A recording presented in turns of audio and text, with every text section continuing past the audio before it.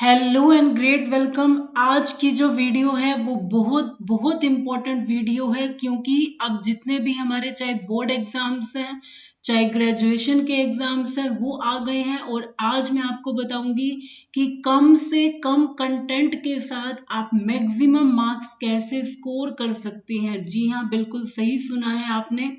तो वीडियो को एंड तक जरूर देखना है आपने। और अगर आप चैनल पे न्यू हैं तो सब्सक्राइब जरूर कीजिएगा पेजेस बाय कविता चैनल को। तो चलिए स्टार्ट करते हैं विदाउट एनी डिले। तो आज का बहुत इंटरेस्टिंग सा एक टॉपिक है, क्योंकि मेन हमारा कहीं ना कहीं मोटिव रहता है कि हम मैक्सिमम मार्क्स स्कोर करें। और क्योंकि अब एग्जाम डेज भी आ गए हैं, चाहे आप किसी भी यूनिवर्सिटी से आप चाहे ग्रेजुएशन कर रहे हैं, मास्टर डिग्री कर रहे हैं, चाहे आपके बोर्ड एग्जाम्स हैं, तो आज मैं आपको ऐसी टिप्स ट्रिक्स और टेक्निक्स बताऊंगी जो बहुत बहुत हेल्पफुल रहेंगी। तो चलिए स्टार्ट कर रहे हैं। सबसे पहला पॉइंट यहाँ पर है कि अवॉइड पैराग्राफ राइटिंग। जब भी आपके पास कोई क्वेश्चन आ रहा है तो आप किस तरह से उसको लिखेंगे। और बहुत सारे स्टूडेंट्स ये क्वेश्चन पूछते हैं कि ma'am please tell us the pattern of the paper. तो वो चीज भी आज आपकी कवर हो जाएगी इसी वीडियो में। सबसे पहले देखिए, जब भी आपके मार्क्स एक तरह से आ रहे हैं, क्वेश्चन पूछा हुआ है, तो सबसे पहले आपने ये देखना है कि आपका जो क्वेश्चन है वो कितने मार्क्स का है।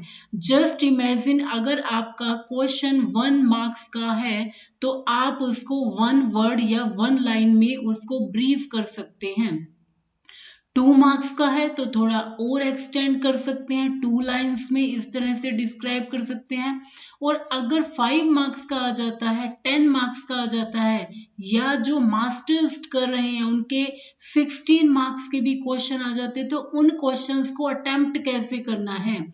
ओके, तो लॉन्ग आंसर टाइप क्वेश्चंस जब भी आप कर रहे हैं तो पहला सबसे इंपॉर्टेंट पॉइंट और सबसे क्रूशियल पॉइंट भी है कि पैराग्राफ राइटिंग को आप बिल्कुल अवॉइड कीजिए।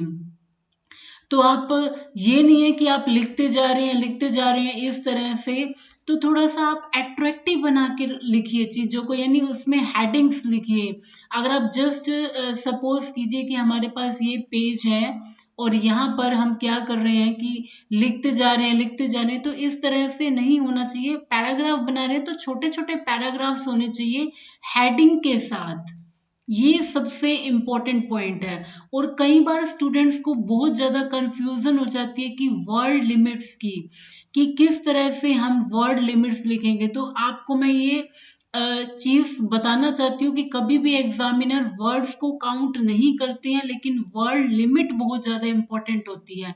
देखिए, जस्ट इमेजिन यहाँ पे 1 2 3 4 5 लाइक यहाँ पे वर्ड्स लिखे गए हैं, और सेम इसी तरह से हम इस लाइन को भी काउंट कर लेंगे, नेक्स्ट को भी काउंट करेंगे।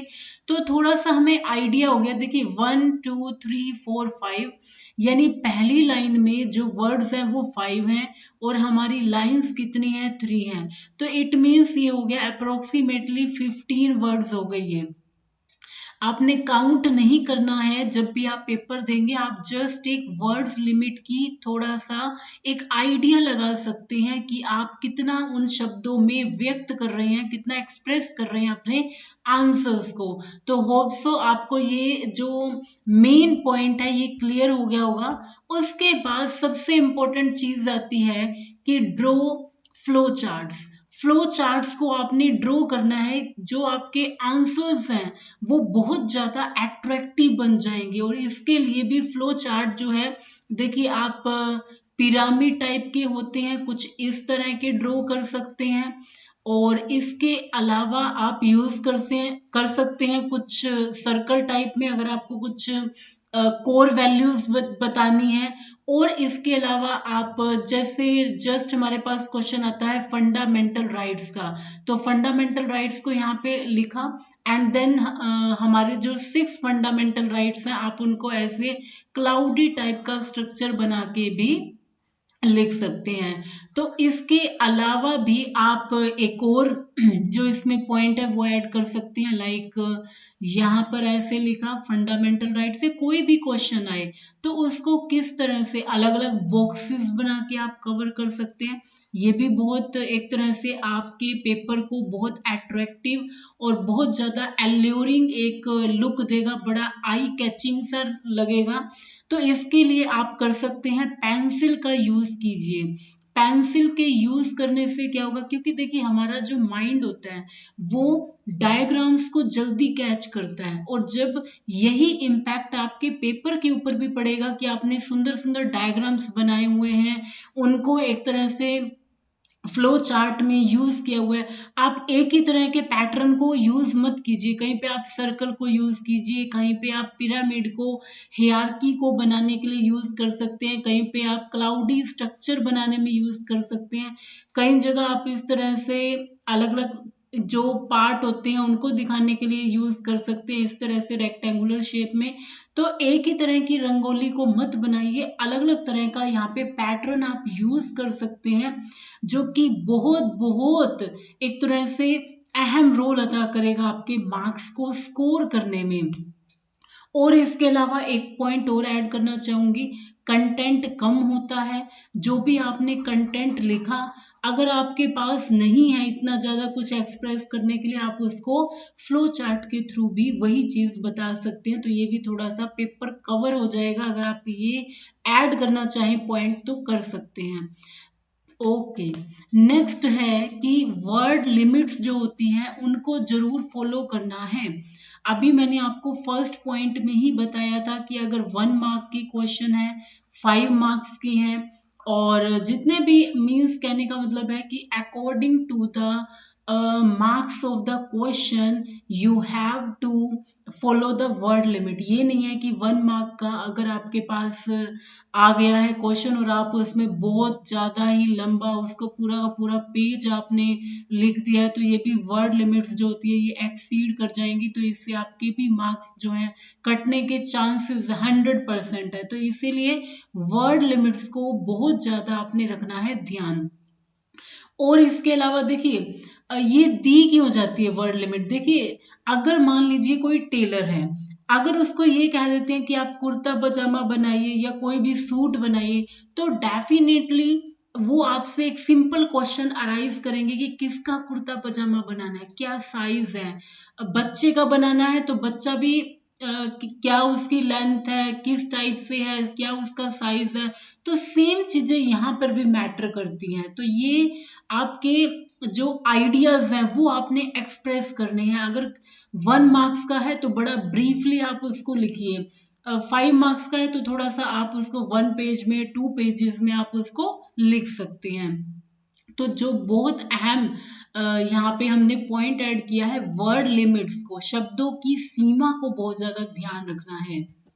ओके, यहाँ पे है कि जब भी आप अपने आंसर को बता रहे हैं तो लास्ट में आपने कंक्लूजन को जरूर ऐड करना है। लाइक आप फर्स्टली जब आप स्टार्ट कर रहे हैं किसी भी क्वेश्चन को, तो आप स्टार्ट करेंगे इंट्रोडक्शन उसमें देंगे, वो आप स्टार्ट कर सकते हो, कोई भी कोटेशन दे सकते हो। अगर आपको किसी की भी महान हस्ती की कोई पर्सनैलिटी की कोई भी आपको उनका दिया हुआ इम्पोर्टेंट पॉइंट याद आ रहा है, तो लाइक आप इस तरह से इन्वर्टेड कोमा करके बता सकते हैं। लाइक अगर मैं कहूँ कि ईमानदारी के ऊपर, तो आप यहाँ से स्टार्ट कर सकते हैं, like honesty is the best policy, यहाँ से स्टार्ट कर सकते हैं।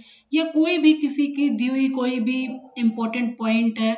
देन इंट्रोडक्शन के बाद रहता है यहाँ पर बॉडी रहती है जिसमें आप उन पॉइंट्स को मेनली हाईलाइट करते हैं। एंड लास्ट में रहता है कंक्लूजन, जो एक तरह से निष्कर्ष होता है। और जब भी आप कोई ऐसे या कोई भी पॉइंट लिख रहे हैं, लॉन्ग टाइप क्वेश्चन है, तो कंक्लूजन के अंदर आप बताएंगे कि क्या उसके सॉल्यूशंस है। हम मान लीजिए कि अगर है प्लास्टिक वेस्ट से रिलेटेड अगर कोई क्वेश्चन आ जाता है कि वेस्ट मैनेजमेंट या प्लास्टिक मैनेजमेंट, तो लास्ट में आप कंक्लूजन में बताएंगे कि उसके क्या क्या आपके पास सॉल्यूशंस है, कैसे कैसे आप उस चीज को दूर कर सकते हैं अगर ये समस्या है तो इससे आपका ऑप्टिमिस्टिक व्यू जो है वो हाईलाइट होता है, और इससे आपके जो एक तरह से मार्क्स की जो एक्सपेक्टेशन होती है, एक तरह से एग्जामिनर जो है वो बहुत एक तरह से नंबर देने की पॉसिबिलिटी जो है वो बढ़ा देते हैं। तो इस पॉइंट को भी आप ऐड कर सकते हैं। ओके, नेक्स्ट आता है जो कि बहुत इंपॉर्टेंट है, यहाँ पर है qualitative as well as quantitative. Qualitative नाम से है क्वालिटी, कहते हैं ना कि हमें क्वालिटी के साथ बिल्कुल भी कॉम्प्रोमाइज नहीं करना चाहिए। पेपर लिखा है, लेकिन ये नहीं है कि आप नंबर ऑफ शीट्स जो है वो भरते ही जा रहे हैं भरते जा रहे हैं, और उसमें जो कंटेंट है वो बिल्कुल भी अच्छा नहीं है, बिल्कुल खोखला कंटेंट है बिल्कुल। तो उसके भी एक तरह से मार्क्स जो है उसमें नहीं आएंगे। मान लीजिए पेज नंबर 1 था, देन 2 था, 3 था, 4 था। कई बार हमने अपने नॉर्मल लाइफ में भी देखा, अपने क्लासमेट्स के कंसेप्ट में भी क्या होता था कि पेजेस तो बहुत सारे भरे होते थे, लेकिन जब मार्क्स की बात आती थी तो मार्क्स स्कोर ही नहीं हो पाते थे। रीजन कि वहां पर क्वालिटी जो होती है, मीन्स चीजों को सही ढंग से एक्सप्लेन ही नहीं किया होता था। तो ये भी बहुत ज्यादा इंपॉर्टेंट होता है कि क्वांटिटी क्वांटिटी हो जाती है मात्रा, कि ये नहीं है कि आप पेजेस को भरते जा रहे हैं भरते जा रहे हैं और फील करते जा रहे हैं, लेकिन मोस्ट इंपॉर्टेंट रहता है कि उन पेजेस में आपने क्या कंटेंट डिफाइन किया है। तो सबसे इंपॉर्टेंट ये दोनों चीजें रहेंगी, क्वालिटी भी मेंटेन करनी है और आपने क्वांटिटी भी मेंटेन करनी है। उसके बाद आप अपने आंसर्स को बहुत ज्यादा अट्रैक्टिव बना सकते हैं। टू कलर पेन्स जो होते हैं वो यूज कर सकते हैं, लाइक आप ब्लू कलर का पेन तो यूज करते ही करते हैं, इसके अलावा आप ब्लैक पेन को यूज कर सकते हैं। ब्लैक पेन को आप यूज करके हेडिंग्स बनाने में, जिसमें कि गिव बिग टाइटल्स, बड़े बड़े टाइटल देके, लाइक आप उन पॉइंट्स को क्या कर सकते हैं, एक्सप्लेन कर सकते हैं, जो कि बहुत बहुत हेल्पफुल रहेंगे और जो आपके मार्क्स और ज्यादा पॉसिबिलिटी रहेगी। क्योंकि देखिए, एक ही तरह का कलर से रहेगा ठीक है, लेकिन अगर टू कलर के कॉम्बिनेशन रहेंगे लेकिन उसमें कंटेंट भी अच्छा क्वालिटी वाला होना चाहिए। छोटे छोटे टाइटल चाहे आप दे दीजिए, यानी उसके बाद आप छोटे छोटे पैराग्राफ्स में उनको एक्सप्लेन कर दीजिए, इससे आपका आंसर जो है वो बहुत अट्रैक्टिव, बहुत ज्यादा स्कोरिंग आपका पेपर बन जाएगा। तो आई होप ये कुछ ऐसे छोटी छोटी ट्रिक्स टेक्निक्स हैं जो आपको हेल्प करेंगी, चाहे आप बोर्ड एग्जाम प्रिपेयर कर रहे हैं या आप कोई भी यूपीएससी इवन दे रहे हैं। तो ये ऐसे पॉइंट्स हैं जो कि बहुत इंपॉर्टेंट रहेंगे। इसके अलावा एक पॉइंट और ऐड करना चाहती हूँ, अगर लैंग्वेज का सब्जेक्ट है, लाइक हिंदी है, इंग्लिश है, या जो भी हमारी भाषाएं होती हैं, उसमें आप अवॉइड कीजिए ग्रामेटिकल एरर्स जो होती हैं, ग्रामर की जो एरर्स होती हैं, यानी व्याकरण की अशुद्धियों से बचने की। तो इससे भी आप क्या कर पाएंगे, काफी अच्छा स्कोर कर पाएंगे। तो थैंक यू सो मच। अगर चैनल पे न्यू है तो सब्सक्राइब, लाइक और शेयर करना ना भूलिएगा। Thank you so much, and मिलेंगे हम जल्दी ही नेक्स्ट एजुकेशनल वीडियो के अंदर। Till then, thank you so much and bye bye.